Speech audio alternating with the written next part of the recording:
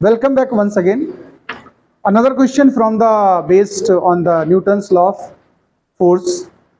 The question says that, please listen carefully. Two balls A and B of masses 100 gram and 250 gram. ध्यान से सुनिएगा, units में इस बार हमारे पास क्या गिवन है, ग्राम्स. देखो दो बॉल है, क्वेश्चन हमसे कह रहा है एक का नाम A है और एक को B कह दिया. एक का हमारा मास कितना है 100 ग्राम और दूसरे का हमारा 250 ग्राम. आराम से सुनिएगा.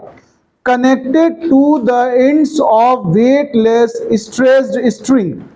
इन दोनों को कनेक्ट किया गया एक वेटलेस स्प्रिंग के साथ. किसके साथ?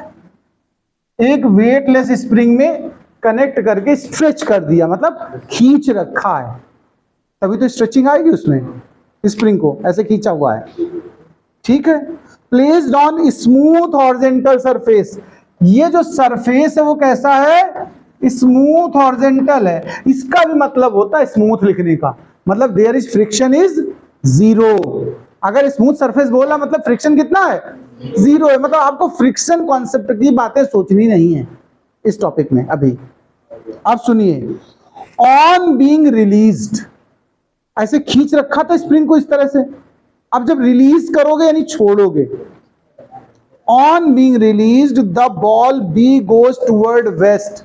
बी किस तरफ जा रही, ध्यान देना. रिलीज करने के बाद, रिलीज करने के बाद बी का मोशन किधर हो गया, वेस्ट की तरफ. ये बी जा रही है, यही तो वेस्ट होता है हमारा. देखो नॉर्थ साउथ ईस्ट वेस्ट. जो बी बॉल है उसका मोशन वेस्ट की तरफ है. अच्छा.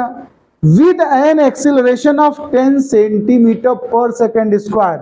इसका जो एक्सिलरेशन है बी वाले का वो 10 सेंटीमीटर पर सेकेंड. देखो ये भी सीजीएस, ये भी सीजीएस, ये भी सीजीएस. अभी सब सीजीएस ही तो चल रहा है. अभी एमकेएस तो कहीं कोई वैल्यू आई नहीं है.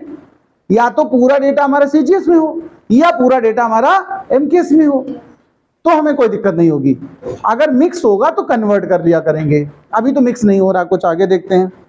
व्हाट, ध्यान से, with what initial acceleration and in which direction will the ball a go. यानी ए किस स्पीड एंड किस एक्सेलरेशन से जाएगी और किस डायरेक्शन में जाएगी. आप इमेजिन करो जस्ट, ये बॉल हमने यूं खींची थी ऐसे और एक साथ छोड़ दिया. अगर ये इधर भागी तो ये कहां भागेगी बताओ, अपोजिट जाएगी. स्प्रिंग में खिंचाव हमेशा ध्यान को उल्टा खींचता है. अगर यूं खींच के छोड़ोगे तो बैक होगा कि नहीं होगा. और दोनों आमने सामने खींचे आपने, देखो ऐसे बॉल खींचे हैं, और जब आप रिलीज करोगे देखो तो ये इधर जाएगी, तो अपने आप इसका मतलब ये इस तरफ जाएगी.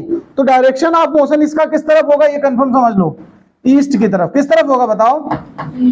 और इसका एक्सीलरेशन हमें कैलकुलेट करना है. दोनों बॉल एक ही स्प्रिंग से अटैच है कि नहीं.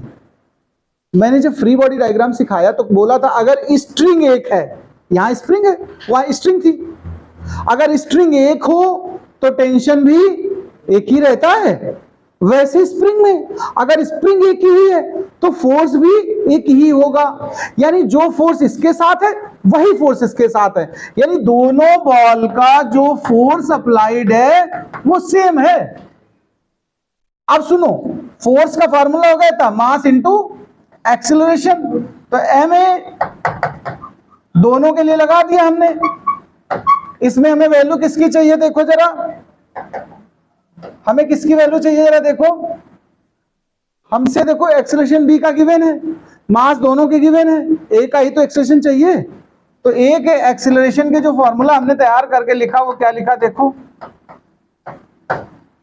अब चलो मास ले लो दोनों का. बी का मास कितना था 250, ए का कितना था 100 और बी का एक्सीलरेशन कितना था 10, और सब कुछ सीजीएस में था. इसलिए हमें कोई दिक्कत नहीं हुआ.